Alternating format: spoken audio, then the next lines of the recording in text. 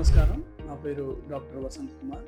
కర్నూలు నగరంలోని Shri Vijayadurga cardiac centre నందు నేను గుండె వ్యాధి నిపుణులుగా సేవలు అందిస్తున్నాను.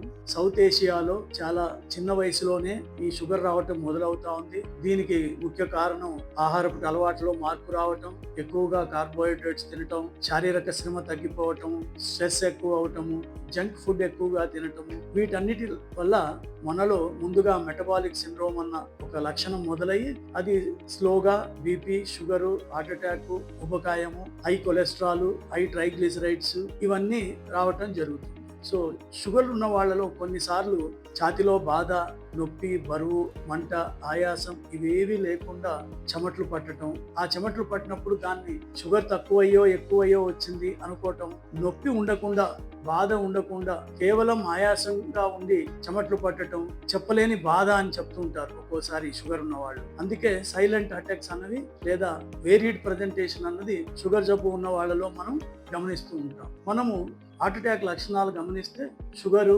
వృద్ధులలో, వృద్ధ మహిళల్లో నొప్పి లేకుండా కూడా హార్ట్ అటాక్ లాంటిది సంభవించవచ్చు. సో అకారణంగా చెమట్లు పట్టడం, నీరసం రావటం, ఆయాసం రావటం, వీక్నెస్ రావటము ఇలాంటివి ఉన్నప్పుడు షుగర్ ఉన్నవాళ్ళు షుగర్ చెక్ చేయించుకోవటమే కాకుండా, బీపీ చెక్ చేయించుకోవటమే కాకుండా ఈసీజీ లాంటివి తీసుకుంటే మనకు ఈ హార్ట్ అటాక్ వచ్చే అవకాశం ఉందా లేదా అన్నది మనకు తెలుస్తుంది.